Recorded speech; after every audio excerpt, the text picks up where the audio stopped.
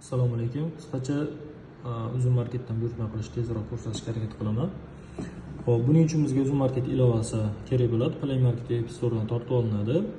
Bundan keyin ro'yxatdan o'tib, telefon raqami bilan ro'yxatdan o'tib olinadi. Xo'p, keyin masalan mahsulotni bu yerda masalan ko'rib, tepa qismidan nima kerak bo'ladigan bo'lsa, bu yerda hamma narsa bor. Masalan, pashshaxona ko'rishlari mumkin. O'sha polni internetda sotiladigan, trendga chiqqan masalan pashshaxonalar hammasi qo'yiladi uzun marketga ham. Xo'p, masalan buni kirasiz, savatga qo'shish bor. Mahsulot savatga qo'shiladi yoki men bu yerda 2 kishilik yoki 4 kishilik bor. Hajmini ham tanlashingiz mumkin bo'ladi. Mana shu narsalarga e'tibor berib, savatga qo'shildi. Endi savatga o'tish qilamiz. Savatda bizda 2 xil bo'lib qoldi. 2 marta bosib o'rganimizga mana buni minus qilamiz, o'zi savatdan o'chib ketadi. Yana bunisini ham minus qilamiz. Bu yoqqa o'tib ketdik. Yana savatga o'tib olamiz. Mana bo'ldi. Mana buyurtma qilmoqchi bo'lgan bir dona mahsulot 114 ming so'm, mana umumiy summasi 114 ming so'm, demak to'g'ri. Boshqa mahsulot qolmadi. Endi buni rasmiylashtirishga o'tamiz. Rasmiylashtirishga o'tganda mana shu joyda hushyor bo'lasizlar. Topshirish punktiga kiriladi. Bizniki o'zi Ropman ko'chasi 348 B uyi yozilgan.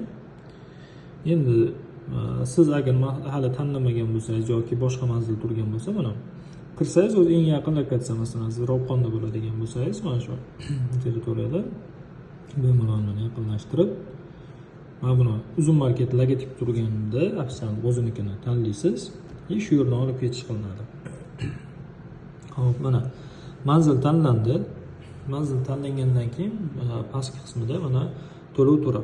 Xohlasangiz uzun karta bo'lsa, uzun karta orqali shu joyida to'laversangiz 30% arzonroq bo'ladi. Yoki karta orqali mana buyurtmalar, agar muddatli to'lovga limitingiz bo'ladigan bo'lsa uzun narsada, undan ham bo'lib to'lash qilsangiz bo'ladi. Buyurtma olganda, ya'ni punktga kelganda siz mahsulotni ko'rib tanlab olasiz, keyin to'lov qilsangiz bo'ladi. Mana hozir jami bizga mahsulot 127 ming so'm bo'lyapti kelishi. Bu yerda logistikasini ham 5 ming so'm adashmasam logistikasini qo'shadi.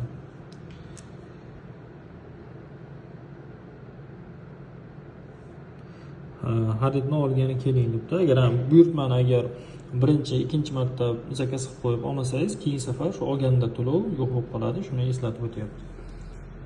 Hop, buyurtma rasmiylashtirish bosamiz, bo'ldi. Buyurtma rasmiylashtirildi.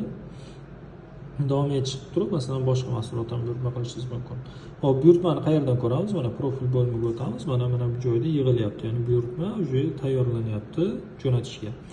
Uzog'i o'sha bir kun ichida mahsulot yetib keladi. Bu mahsulotimiz bizda hozir FPS mahsulot bo'lishi kerak, chunki 18-kuni keladi deyapti. Odatda bir kunda keladi.